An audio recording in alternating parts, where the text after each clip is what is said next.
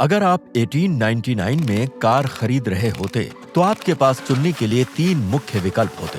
पहली, भाप से चलने वाली कार जो आमतौर पर गैस चलित बॉयलरों पर निर्भर होती, जिसमें आप दूर तक तो जा सकते थे पर साथ में ढेर सारा पानी ढोना पड़ता और इंजन गर्म होने के लिए 30 मिनट तक इंतजार करना पड़ता। या फिर आप गैसोलीन से चलने वाली कार खरीद सकते थे। हालांकि इन मॉडल्स का इंटरनल कंबशन इंजन स्टार्ट करने से पहले हैंड क्रैंकिंग करनी पड़ती थी। गाड़ी बहुत आवाज करती और बदबूदार एग्जॉस्ट छोड़ती।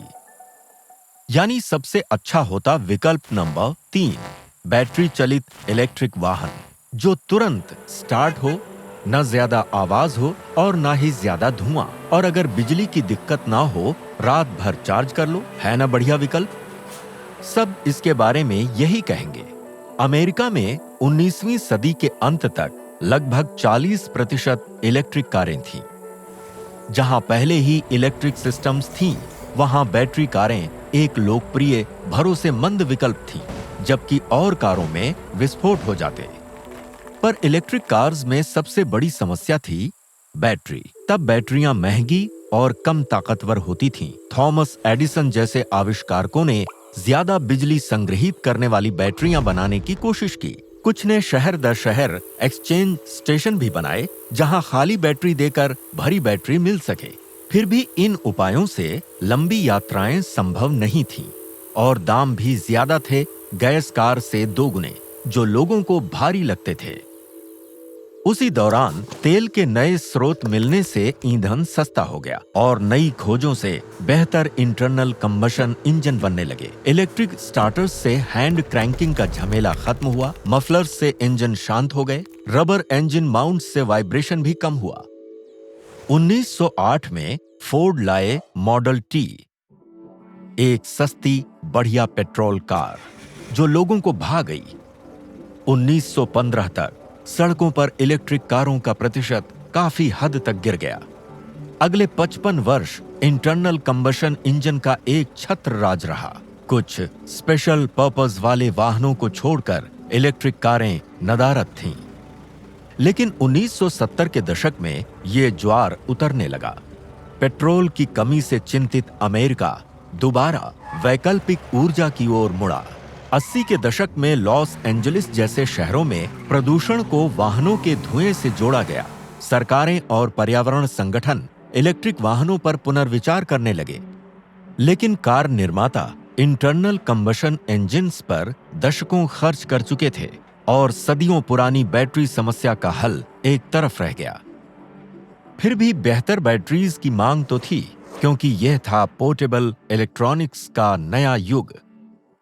90 के दशक तक बाजार निकल मेटल हाइड्राइड बैटरी और लिथियम आयन बैटरी जैसी पावरफुल बैटरियों से पूरी तरह से भर गया।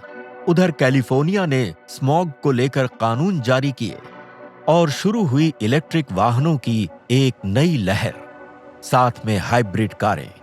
वास्तव में हाइब्रिड इलेक्ट्रिक वाहन नहीं होते। उनकी निकल धातु हाइड्राइड बैटरी केवल गैस इंजनों से बेहतर काम निकालने के लिए बनी थी। लेकिन 2008 में टेस्ला मोटर्स ने एक कदम आगे बढ़ाया। उपभोक्ता, वाहन निर्माता और नियामकों को पेश की अपनी लिथियम आयन संचालित रोडस्टर।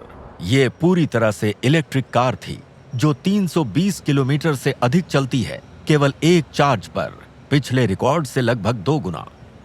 तब से इलेक्ट्रिक वाहनों की कीमत, परफॉर्मेंस, एफिशिएंसी और अवेलेबिलिटी में काफी सुधार हुआ है। गैस पावर्ड स्पोर्ट्स कारों से ये जल्दी एक्सीलरेट होती हैं। हालांकि कुछ मॉडल्स की शुरुआती लागत अब भी काफी ज्यादा है, फिर भी सौदा फायदे में रहता है।